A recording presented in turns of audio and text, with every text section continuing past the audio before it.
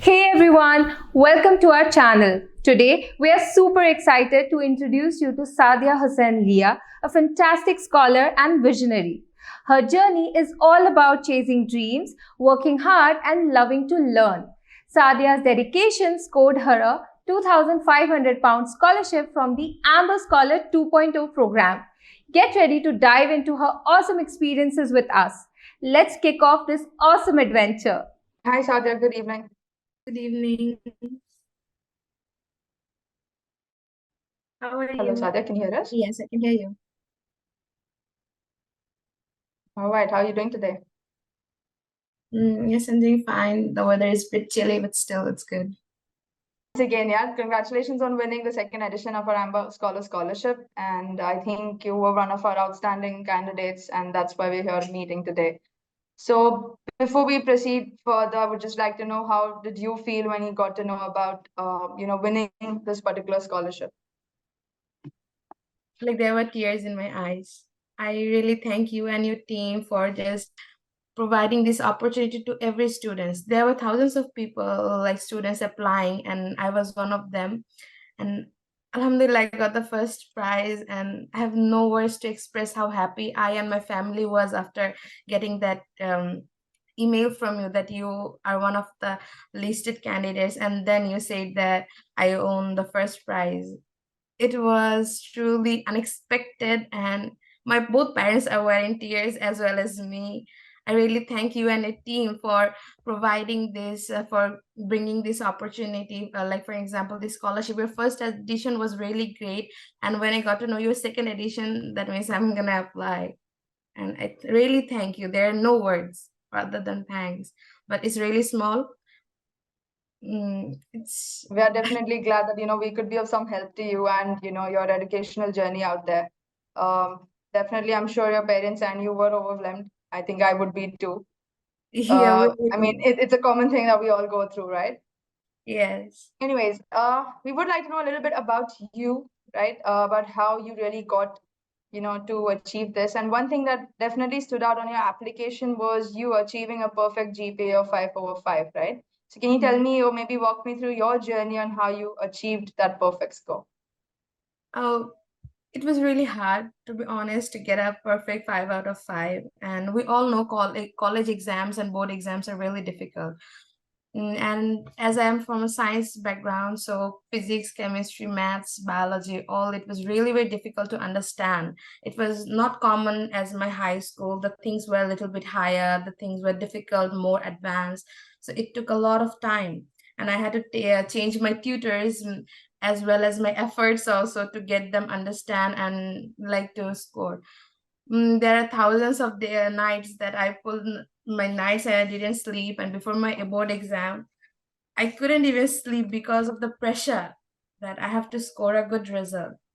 And this is going to be my last board exam, and I have to do my best to give my parents something that provided me, and the result that is what they wanted. And if I can't give, they're not going to say anything, but it's up to you that you should also give something your parents back.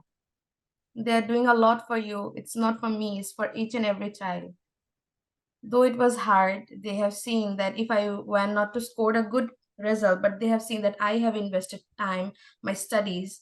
So if you do hard work, you will definitely get a result, whether it's good or bad.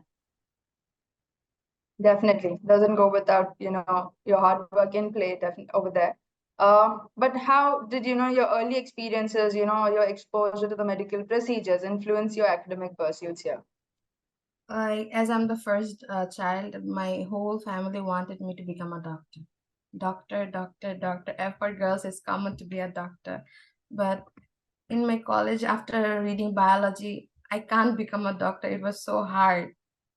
It was really hard for me to proceed. And one of my uncle, he was also an inspiration for me to say that you can try computer science. And I have researched, and as I have told Ada Lovelace, she's great. When I was in class 6, I first knew about her. And like going in, like changing the field, and like going on out from your parents, like they're always bigger telling me to become doctor. And I told, no, doctor, I can't be a doctor. So I chose a path where I think I can be a benefit to the future community and also an advantage to the community. That's why I chose another field rather than the pressure of becoming a doctor. All right. That's great. And, it really takes me off the chair as well to hear that you really want to give back to home and give back to your family. You did mention in your SOP that you find solace in mathematics and, you developed an interest in technology. So how did these interests basically evolve and, what inspired you to aspire to become a programmer? In my college, there was a Or program for, your parents pushed you to become a doctor. How did the programmer part yeah. of it really kick? Yes, till college, I also had the idea that I have to study medical, and I can't take the pressure of medical. It's so hard. There are internships, there like surgeon, all that. But when I was in college, I took a course about Boolean algebra, and that was so good. It was also related to my mathematics, and I could understand each and everything. The like some of the terms that you might not be familiar, the gates and all those things. It was so good, and I found a really interest in it. I love maths, whether I get a good result or not. I love maths, algebra, arithmetic, all that. So when I learned that there are also maths in computer science and I can go with this field, I have done a list of research where I can put, for an example, programming or coding. Each and every field has a maths in it. So I decided to pursue a degree in computer science. And that is the thing. Like each and every field has a maths, but it differs from, for an example, medical doesn't have. So I didn't choose to. In medical says everything should be mnemonics and memorizing the things, but it is not something you can use from your own intelligence. It is different. That's why I decided to pursue a different different occupation rather than medical.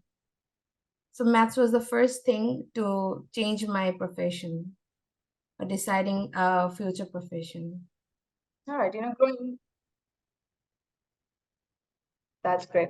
Growing in a family that, values education, how, did your family values basically shape your approach to learning and deciding on your career, aspirations here?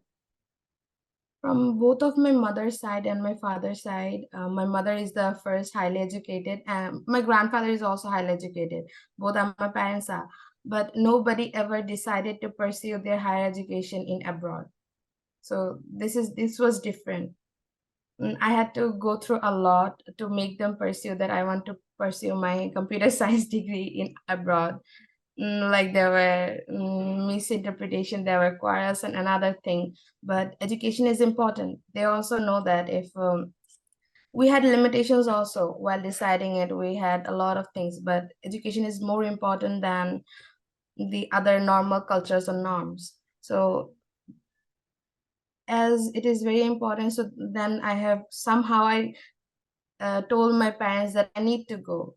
I show them the ways. For an example, in Bangladesh, after you complete your computer science degree or bachelor degree, it's really very hard for you to get a job. You have different ways. For an example, in masters, you might also get a scholarship in from the same university, and there are also path. So by showing them these ways, they understood that abroad is really a chance for me to pursue my computer science, and also for another country higher education is very good. It's a top ranked university. So then they decided, like, going out from the limitations, they told me just go to study abroad. That's a great achievement, I think, right there, for you to, spread out your wings and move out to a different country. While I'm sure the struggle is real back there and it's not going to be easy for you while you've moved to a different country altogether. You did also mention that you had the privilege of teaching children, which was very admirable in your SOP. And what I'm trying to understand over here is if you could tell us a little more of your involvement in that initiative and how it aligned with, your goals to move abroad and take mathematics as one of your subjects.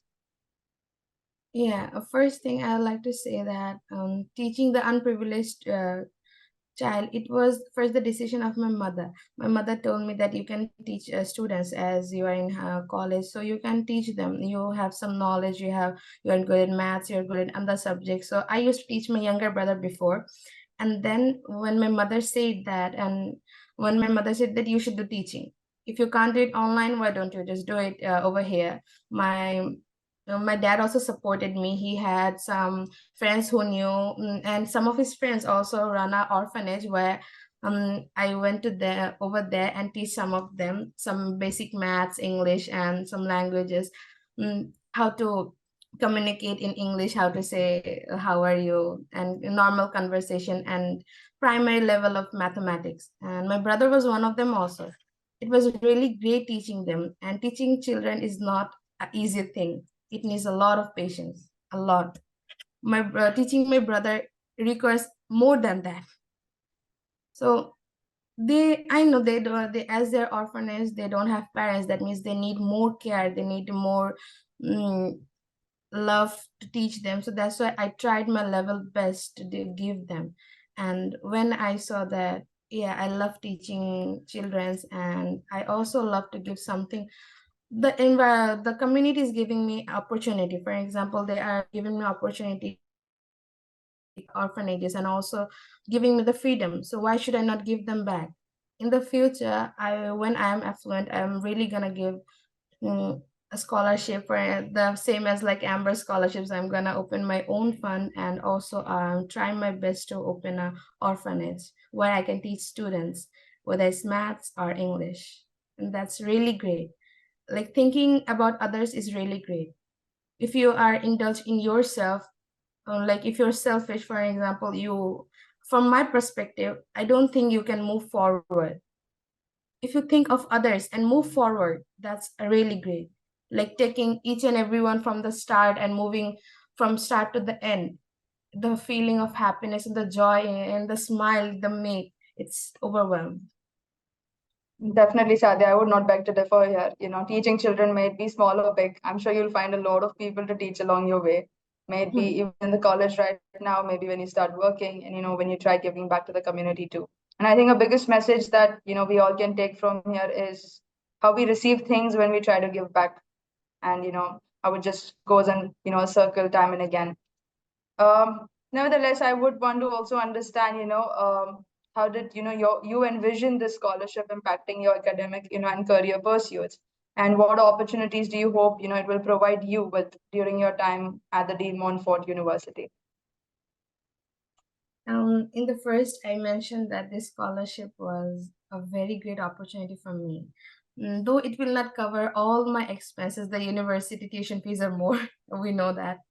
But it's you can say it's a support from my dad, that he doesn't have to pay 2,500 pounds, he have to pay less, so he have to arrange the rest of the amount. So it's really good. And in my university, I'm also trying my best. The university, if you do 100% attendance, you also get some things. For an example, they took me to a trip.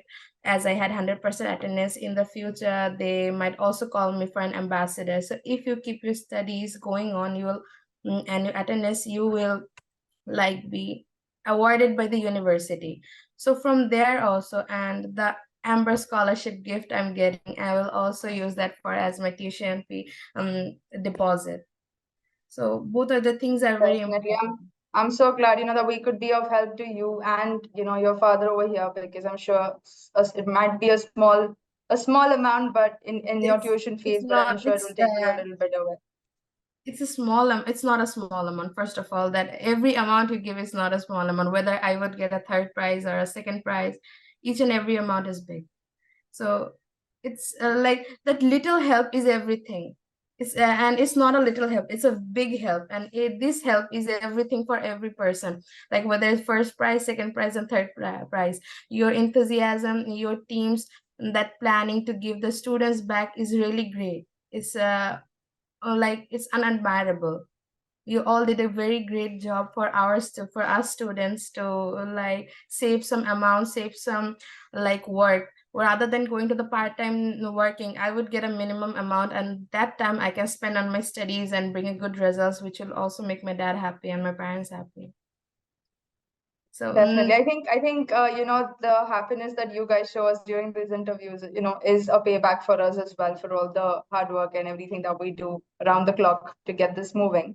I am sure apart from how we work and what you felt when you received this particular award, our viewers would definitely want to try and understand, how did you learn about this scholarship and what was your secret in, securing this scholarship over here? First of all, I learned that in a YouTube channel. As I've told, that I was searching for accommodations. So there was Amber students, Amber students, and then I need accommodation. So then in one of the videos, they said Amber students have scholarship. It was for the first edition. It was £10,000, and as I'm a January starter, so I can't apply. So then I was a little bit gloomy that, oh, I can't apply. Then after a few days, I saw that there's a second edition for £5,000, and the first prize is this. So let's just give it a try. And in the scholarship that I wrote, each and every person has their own things, own sorrows, own happiness. Is that you have to put. You have to write in a different way. Each and everyone write in a normal way. For an example, I had this dream, now I'm going to do that. It's a sequence of things. Why don't you write same things in a different way, in a different language, what you did in the past and how that thing helped you in your career? First, I had a dream, not I, my parents and also me had a dream to pursue doctor. But then I changed to computer science. So why don't you, normally writing, I wanted to be a doctor, now I decided to be a computer science student. Not writing like this, just change, make your own story in a realistic way so that the reader can also understand and they can enjoy. Everyone have a story in our life. Why don't you just put it and just let them vision that you had these things and you are going through this and now you are trying to achieve that.